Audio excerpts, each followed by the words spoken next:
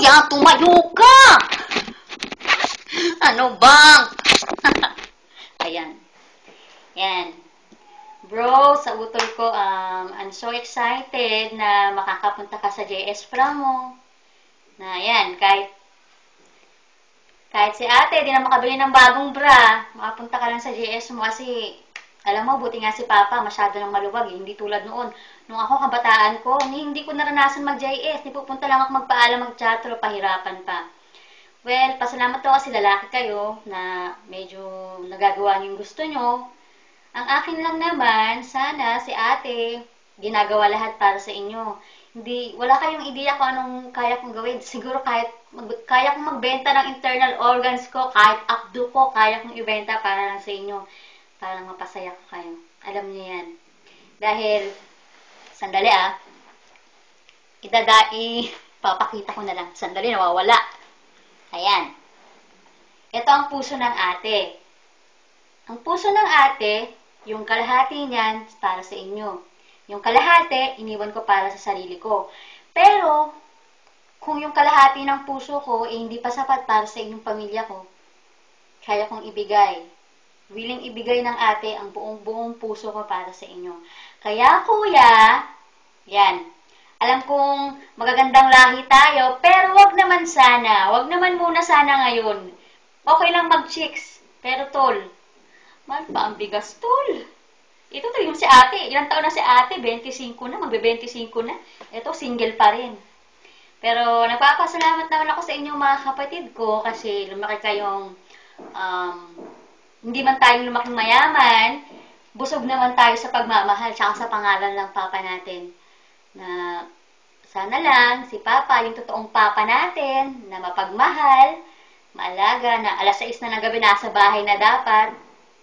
Sana wag niyo minamasama yung pagdidisiplina ni Papa. Kasi, yung pagdidisiplina ni Papa para din naman sa atin yun eh. Kaya, intindihin na lang natin si Papa. Tsaka dapat, si Papa kumbaga, ayoko umiyak. Basta, tol. Mahal na mahal ko kayo. Tsaka sana, lahat ng paghihirap ko sana, hindi naman ako humihingi ng kapalit eh. Hindi naman ako humihingi ng award, corona, para magkaroon ng Best Ate Award. Ang gusto lang ng ate na makita kayo nakapagtapos, na hindi natulad sa akin, na hanggang pangarap lang. Gusto ko yung mga pangarap nyo maabot nyo. Kaya hanggang malakas pa si ate, hanggat kaya pang ibigay lahat ni ate, gagawin lahat yun ni ate para sa inyo. Miss na miss ko na kayo, tol. Alam nyo ba, simula nang malaman ko na uuwi na ako, nagka-countdown ako. Tapos sabi ko sana, minamadali ko yung oras, na sana lahat ng oras na dadaan sa kamay ko, isang click na lang, isang blink of an eye na lang, para madali ko na kayong makasama. Pag nakasama ko kayo, magre-wrestling tayo, kakain tayo sa labas, mamasyal tayo, syempre, pinakamiss ko. May make-upan ko kayong mga dilikit, akong mga patit. Miss na miss ko na talaga kayo. Kaya huwag niyo sasabihin na, mas gusto kong lumayo, gusto ko dito, dahil nagagawa akong gusto ko. Diyan kayo nagkakamali, dahil walang araw, walang gabi na hindi ko kayo naiisip. Dahil sa lahat ng ginagawa ko, gusto ko man, nadapa naman na ako, gusto ko man umiyak, gusto ko man sumuko, hindi ko magawa. Bakit? Kasi dito kayo lagi sa akin. Dito kayo eh, naka-epoxy clay kayo eh. Amay tiba, aray. Napasakit ng tol, sakit. Kaya tol ha, tandaan mo ha, hindi nakabay ng bra si ate, ng panties ate, makapunta lang na game mo. Matuoksi ka, maglusi ka, magbablack shoes ka. Yun ang na-miss ko. Hindi man nakapatuloy ng gown. At sa'yo, may kita kita. I'm so excited na sana. Hoy, tag mo sa akin, picture utang na loob ha. Pag uwi ko talaga to, babawi ako. Nami-miss ko na nga kayo paliguan. Hoy, kahit binata ka na ha, paliliguan pa rin kita. Puputulan ko pa rin kayo ng mga kuko. May make-upan ko kayo.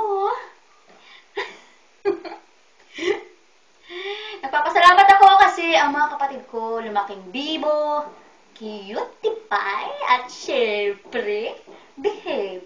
Behave nga ba? Kaya sana, kung ano man yung mga sabi-sabi, mga chismis tungkol sa akin, tenga na lang. Kasi alam naman natin ang totoo. Basta ang alam ko at ang alam ng lahat, nandito si ate para sa inyo. At kaya kong gawin lahat ng lahat. Basta legal. Oo naman. Walang hindi gagawin si ate para sa inyo. Tandaan niyo yan. Kaya, sana, ayoko umiyak! Balik, balik, balik. Malapit na umuwi. Tapos pag uwi ko, gagawin natin lahat ng mga hindi natin nagawa noon. Tapos babawi si ate. Basta paliliguan ko kayo. Pag napaliguan ko kayo,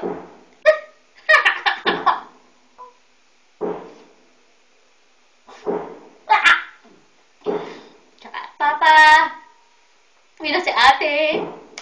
Sorry sa lahat ng mga nagawa ko, ng mga sabi ko sa text. Ngayon naiintindihan na kita pa. Na hindi lang pala kaming mga anak mo yung buhay mo dapat. Intindihin mo rin yung sarili mo. Mahal na mahal ka namin, Papa.